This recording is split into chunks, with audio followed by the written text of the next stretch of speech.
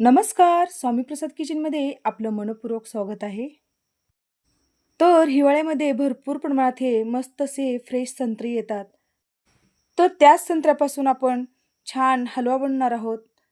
तर आपल्याकडे या हलव्याला जली असे पण म्हणतात. आज आपण एकदम साध्या आणि सोप्या पद्धतीमध्ये संत्र्यापासून मस्त आपण हलवा बनवणार आहोत. तर फ्रीजमध्ये जर हे हलवा ठेवून तुम्ही खाल्लात, एक आठवडाभर छान आरामात टिकतो आणि खायला पण एकदमच भारी लागते. तर अशा पद्धतीने तुम्ही संत्र्याचा कधी हलवा केलाय का हो? तर हे संत्र्याचा हलवा तुम्ही एकदा जरी केलात, लहान मुलं ही जेली किंवा हलवा खूप आवडीनं खातील. चला तर मग वेळ न घालता आपण रेसिपीला सुरुवात करूया. संत्र्याचा हलवा बनवण्यासाठी आपल्याला लागणारं साहित्य बघूया. तर इथे मी एक 3 मोठी संत्री घेतलेली आहेत. अर्धी वाटी साखर घेतलेली आहे. साखर तुम्ही आवडीनुसार कमी जास्त करू शकता. 1 वाटी कॉर्नफ्लॉवर घेतलेला आहे. तर इथे मी चारोळे घेतलेले आहेत. पिस्ता आणि मगज बीज घेतलेले आहे. अगदी पाव चमचा हे खाण्याचा कलर घेतलेला आहे आणि 1 वाटी साजूक तूप घेतलेलं आहे. तर पहिल्यांदा आपल्याला इथे जे आपण संत्रे घेतलेले आहेत त्याला मधून कट करून घ्यायचं आहे. तर व्यवस्थित आपल्याला असं मधून हे संत्रे कट करून घ्यायचे आहेत. तर अशाच पद्धतीने मी हे 2-3 संत्रे घेतलेले आहेत ते आपण कट करून घेऊया.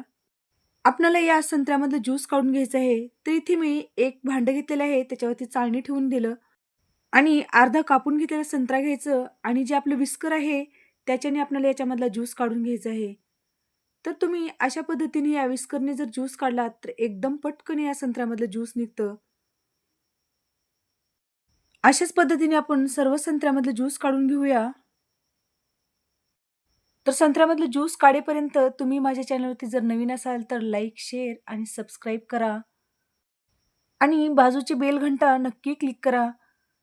तर इथे मी 3 संत्र्यामधलं ज्यूस काढून घेतलेलं आहे. हे संत्री खूप मोठी होती म्हणून या संत्र्यामध्ये 2 वाट्या ज्यूस निघालेले आहेत. तर या 2 वाट्या ज्यूसमध्ये आपण 1 वाटी कॉर्नफ्लॉवर घालून घ्यायचं आहे आणि छान याला फेटून घ्यायचं आहे. कॉर्नफ्लॉवरमुळे याच्यामध्ये अजिबात गुठळ्या होता कामा नये.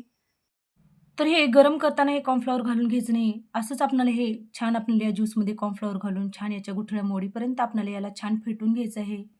यानंतर आपल्याला याच्यामध्ये साखर घालून घ्यायचं आहे. साखर छान विरघळून घ्यायचं आहे. तर साखरेचं प्रमाण तुम्ही कमी जास्त करू शकता. तर इथे छान साखर थोडीफार विरघळली आहे. आपलं मिश्रण बनून तयार झालेलं आहे. तर इथे मी गॅसवर कढई गरम करायला ठेवलेली आहे. जे आपण मिश्रण करून घेतलं होतं, ते आपण या कढईमध्ये घालून घ्यायचं आहे. साखर थोडीफार राहिली होती, मी तसंच घालून घेतलेलं आहे.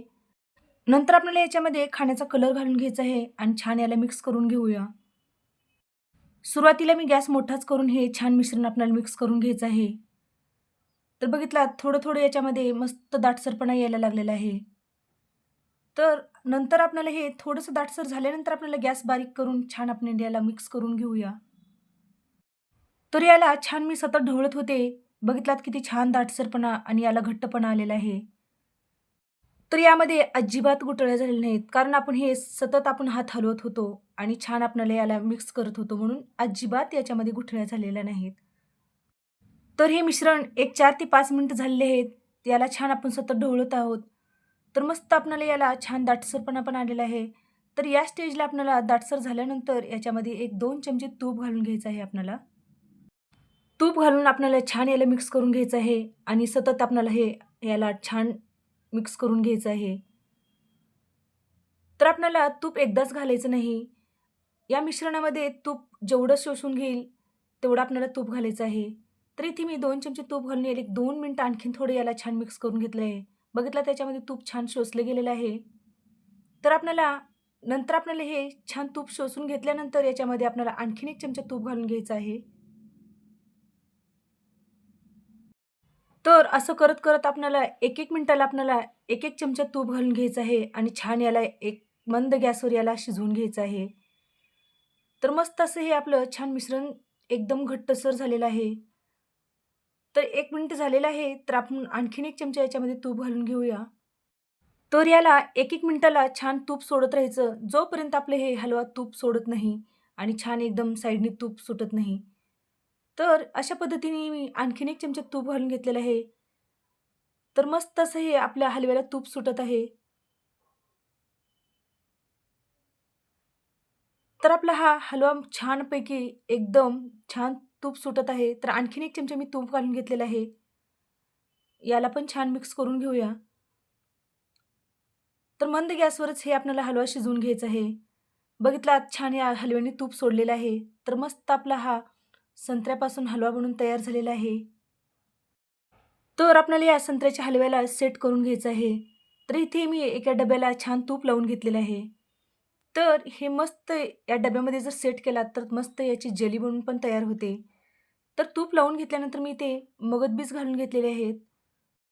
नंतर यामध्ये जे आपण पिस्त्याचे काप करून घेतले आहेत ते घालून घ्यायचे आहेत. यावर आपण जे हलव्यासाठी मिश्रण करून घेतलं होतं, ते आपण या डब्यामध्ये घालून घेऊया.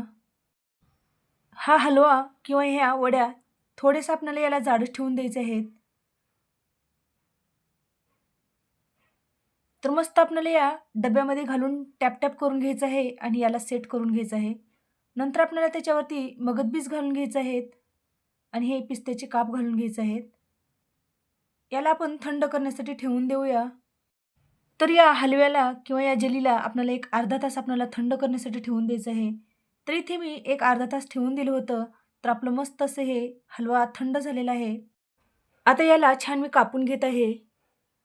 तर अशा पद्धतीने आपले जे जेली किंवा हे हलवा मस्त चौकोनी-चौकोनी असतो, त्याच पद्धतीने मी हे कापून घेतलेले आहेत. तर अशा पद्धतीने आपल्याला छान असा हा हलवा आपल्याला मस्त जेली आपल्याला कट करून घ्यायचा आहे. बघितला त्याचं टेक्स्चर किती छान आलेलं आहे आणि एकदम मस्त असा आपला हा हलवा बनून तयार झालेला आहे. याच्या वड्या पण किती सुंदर निघालेल्या आहेत बघा. तर मस्त असं हे आपलं संत्र्यापासून संत्र्याचा हलवा किंवा याला जेली आपलं बनून तयार झालेलं आहे. तर आपण एका प्लेटमध्ये सर्व्ह करूया. तर हे जेली एकदम दिसायला सुंदर आणि एकदम खायला पण एकदम भारी. लहान मुलांना तुम्ही एकदा जरी असं करून दिलात, तर ते खूप आवडीनं खातील. तर हा संत्र्याचा हलवा तुम्ही फ्रिजच्या बाहेर 1-2 दिवस तसंच ठेवू शकता किंवा फ्रीजमध्ये जर तुम्ही एक ठेवलात, तर एक 8 दिवस छान आरामात टिकतो. तर मस्त असा हा आपला संत्र्यापासून हलवा बनून तयार झालेला आहे. तर तुम्हाला माझी रेसिपी जर आवडलं असेल, तर माझ्या चॅनलला स्वामी प्रसाद किचन या चॅनलला लाईक, शेअर आणि सबस्क्राईब करा आणि बेल आयकॉनला क्लिक करा. धन्यवाद.